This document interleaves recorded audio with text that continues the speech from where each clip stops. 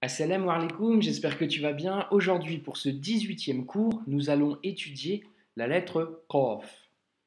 Donc, elle s'écrit sous cette forme, tu vois, donc elle a un petit rond avec une boucle et deux points en haut. Et c'est ce qu'on appellera la lettre Qaf. Le Qaf, c'est une lettre, comme tu peux l'entendre, emphasée. Donc, c'est une lettre emphatique, elle doit remplir toute la bouche quand tu la prononces, et il ne faut du coup surtout pas la confondre avec le kef, tu vois.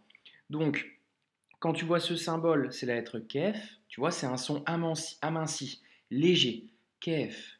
Et là, par contre, c'est un qaf, kef, qaf. Tu vois un petit peu la différence? Donc ici, il faut vraiment que ça sorte du fond de la gorge et que c'est un son qui remplisse la bouche, ok? Pour une petite astuce liée à la prononciation, dis-toi que le son, comme je te le disais, doit remplir la bouche et la racine de ta langue, donc le fond de la langue finalement, doit monter et toucher le fond du palais quand tu la prononces, ok?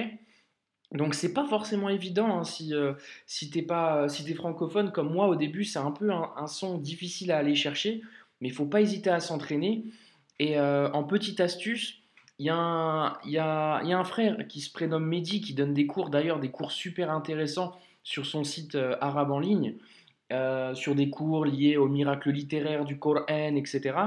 Et il a donné une petite astuce liée à la lettre Qaf. Il a dit pensez au bruit que fait le corbeau. Le corbeau, il fait pas quai, il fait ko. Tu vois? Le son doit venir de loin, du fond de la gorge et doit remplir toute la bouche. Ok? Donc pour l'astuce, tu penses à l'astuce de Mehdi, le bruit du corbeau. Ko. Ok? Allez, on passe aux voyelles courtes. Donc, sachant que c'est une consonne, on lui applique comme d'hab les voyelles. Ici, pour la lecture, donc un bâton en haut, nous avons ko, ki, ku. Et ensuite, kon, kin, kun. Ok? Voilà pour les voyelles courtes. L'écriture, hein, tu vois, elle a une petite boucle qui descend. Donc, c'est une lettre emphasée et en plus une lettre à boucle avec deux points en haut. Donc, un petit rond avec cette forme, ce sera le son, la lettre kof. Pour les voyelles longues, pas de grand changement non plus, hein. Ici, nous avons ko, ensuite ki, et enfin ku. Donc courte et longue, hein, comme d'habitude. Pour ce premier exercice de lecture, j'ai mis les codes couleurs volontairement. Donc ici, hein, tu vois la lettre du jour, la lettre kof, je te l'ai mis en vert, comme ça tu la reconnais facilement. Ensuite, en bleu, je t'ai mis les articles alif, lam, qui nous donnent le L en arabe et qui veut dire le, la, les ou bien L apostrophe. C'est l'article défini en français finalement. Le, la, les, etc. Eh bien, en arabe, il n'y en a qu'un et c'est L. Ok? Donc je te l'ai mis en bleu volontairement. Et ici, je t'ai mis en rouge le I long, hein, la voyelle longue I.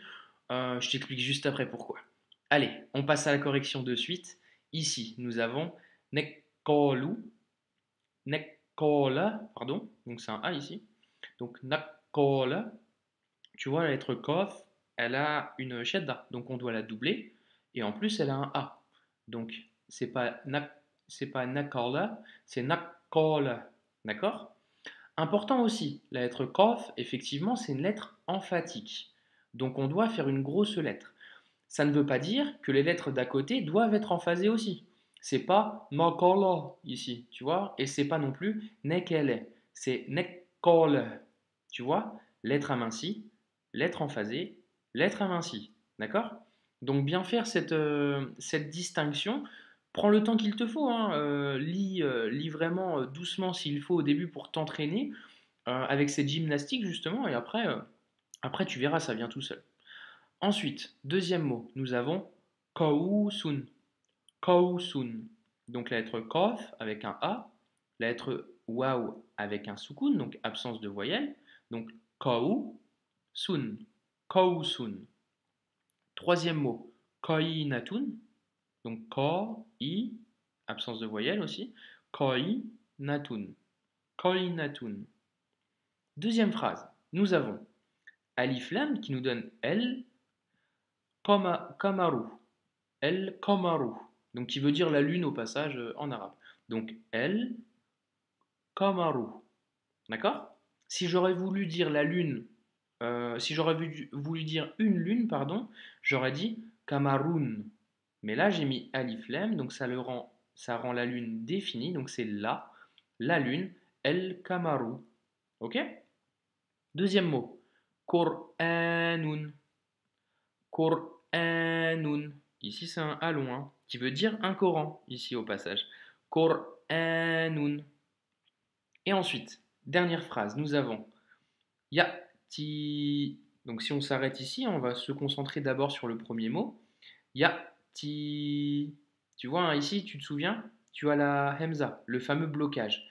Donc on doit faire un petit blocage ici. Donc ça ne se lit pas Ya'ti, mais Ya'ti. Tu vois, tu sens le blocage Ya'ti. Ok? Donc ça, si tu lis ce mot tout seul, il n'y a pas de problème. Ya'ti. Par contre, quand la voyelle longue est suivie de alif, lam, donc ça, concentre-toi bien, hein, c'est pas très compliqué, mais c'est une petite règle de lecture pour donner de la fluidité à ta lecture.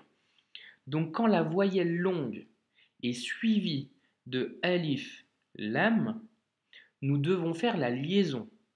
Je m'explique. Ici, tu as le mot el bakalu. Et ici, tu as yati. Quand on doit lire les deux d'affilée, ça fera yatil bakalu. Tu vois, j'ai fait la liaison. Ici, j'ai fait il et pas i al. J'ai fait il directement. Donc le i long devient entre guillemets un i court et qui s'accroche ici. D'accord? Alors attention, hein, dans l'écriture, ça s'écrira toujours comme ça. On ne va pas mettre un i court ici, hein. Ça sera forcément un i long. Par contre, avec alif lem, nous faisons la liaison. Donc c'est juste pour t'aider à la fluidité et c'est une règle de lecture. Quand tu lis, tu dois lire comme ça. Donc ici, nous avons yatil bakalu. D'accord? Ensuite, ici, nous avons la lettre B avec un i, bi. On retrouve à nouveau l'article alif lam. On fera aussi la liaison ici. Donc on ne va pas lire bi, elle, parce que ça devrait dire qu'on fait soit une pause, soit c'est trop difficile à lire, car une voyelle suivie d'une voyelle, trop compliqué. Donc on fait la liaison. Donc bil, kithai, bil, kithai. Ok? Et non pas bial, parce que ça peut pas aller, c'est dur à prononcer en plus. Bial, kithai. Tu vois? Donc on fait bil, kithai. Ça marche? J'espère que c'est bien clair, en tout cas, cette petite règle. Donc concrètement, on a vu la lettre Qaf, on a vu l'article L, que tu connaissais déjà, mais aujourd'hui, on a vu qu'on devait faire la liaison soit quand tu as une voyelle longue qui précède le alif lam, ou bien quand c'est collé finalement. Donc Bill ici. Ok? Allez, on essaye sur la deuxième feuille de lecture. Sur cette feuille, il n'y a plus les codes couleurs. Par contre, tu retrouveras la lettre Kaf, la lettre du jour, les articles alif, lam, donc bien penser à faire les liaisons. Alif, lam ici, tu en as un ici, alif, lam, ici également. Donc bien penser à faire les liaisons, d'accord? Donc je t'invite à mettre en pause sur la vidéo et faire l'exercice tranquillement, voir si tu as détecté où il fallait faire les liaisons, si tu prononces bien la lettre Kaf, et on y va pour la correction. Donc, nous avons El Qur'anu Kalamullah. Tu vois la liaison ici. Ici, hein, le mot, c'est Allah. Allah, il y a alif lam devant. Même si tu as ce petit symbole, ça reste L devant. L, donc alif, lam, encore un lam avec une shadda, et enfin le ha.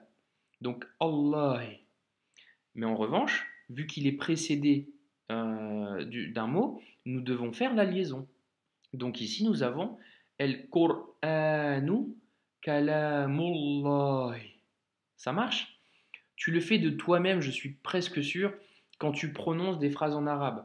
Par exemple, au début de Surat al-Fatiha, tu ne dis pas Bismi Allahi, tu dis Bismillah. Tu vois? Bismillah. Tu l'as fait toi-même la liaison en fait. C'est juste qu'en écriture, ça s'écrira séparé, mais dans la lecture, à l'oral, tu fais la liaison. Oullahi. Ça marche? Allez, deuxième phrase. El muslimu. Donc ici, tu as l'article el, mais vu que c'est en début de phrase, tu n'as pas de liaison à faire finalement. Donc c'est el muslimu yaqulu, liaison, yaqulul haqqa. Ok? Liaison ici. Alif lam, liaison. Yaqulul haqqa. Da'iman pour la fin. Donc, el muslimu yaqulul haqqa da'iman. Ça marche?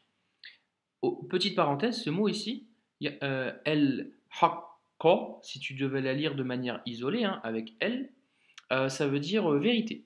Donc, les musulmans disent toujours la vérité. Et enfin, la dernière phrase, qara'tu, petit blocage ici, hein, attention, vigilance, tu as une hamza, donc blocage. Qara'tu, tu vois, et c'est pas qara'tu, c'est qara'tu, petit blocage, léger, hein, la hamza.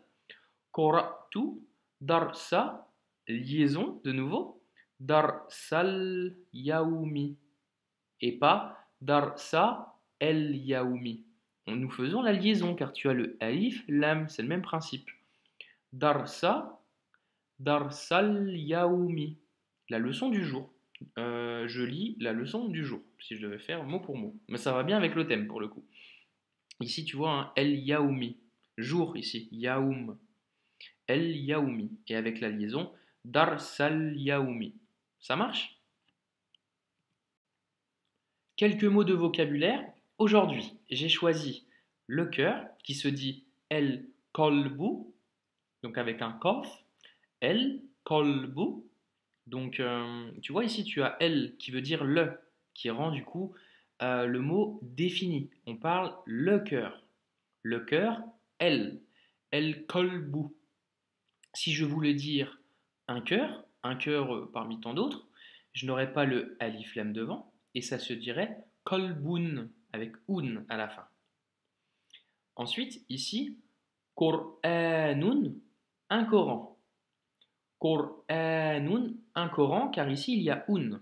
Si par exemple tu as une pile de Coran devant toi et tu souhaites que l'on t'en passe un dans la pile, donc indéfini, tu diras Qur'anun.